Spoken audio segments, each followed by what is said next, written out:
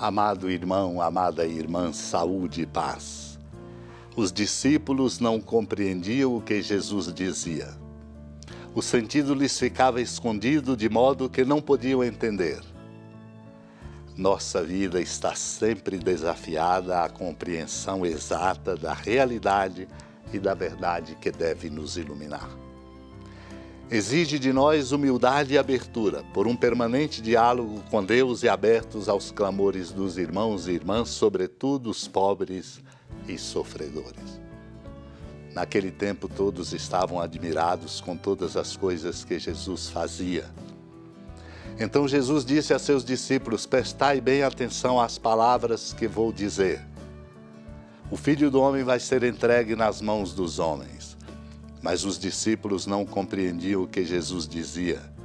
O sentido lhes ficava escondido de modo que não podiam entender e eles tinham medo de fazer perguntas sobre o assunto.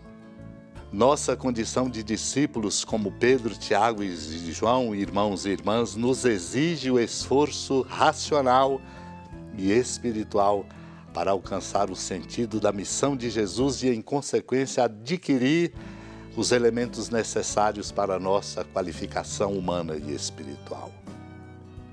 Todos estavam admirados com todas as coisas que Jesus fazia, mas os discípulos não compreendiam o que Jesus dizia. O sentido lhes ficava escondido, de modo que não podiam entender e eles tinham medo de fazer perguntas sobre o assunto.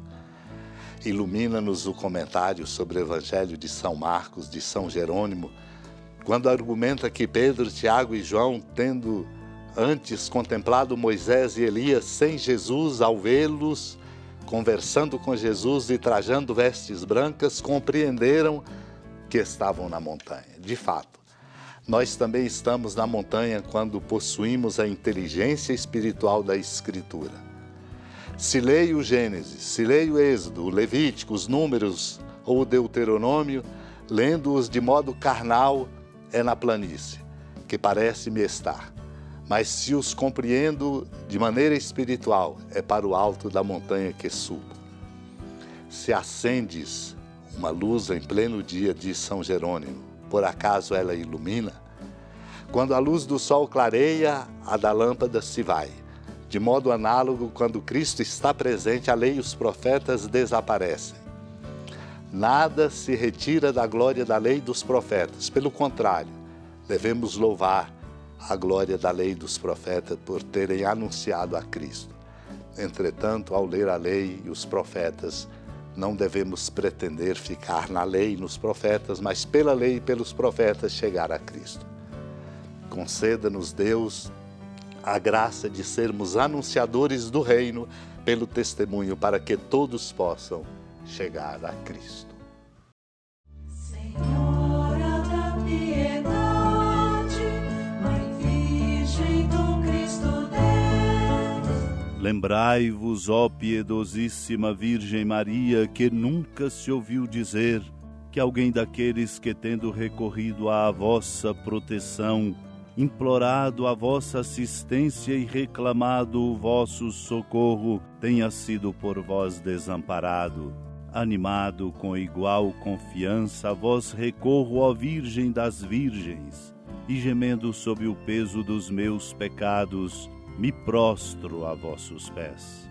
Não desprezeis as minhas súplicas, ó Mãe do Verbo encarnado, mas dignai-vos de as ouvir propícia e de me alcançar o que vos peço. Amém. Feliz padroeira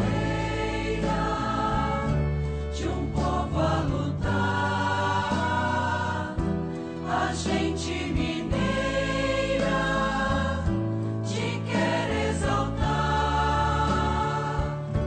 não só lá na serra, tu és esplendor de toda esta terra, também és fulgor.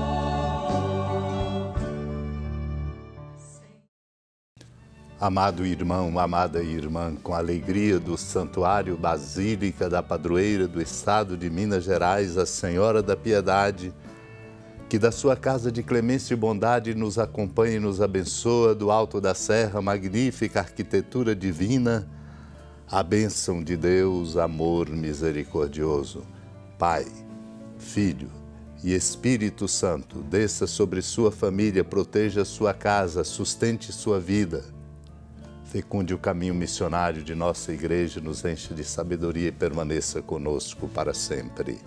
Amém.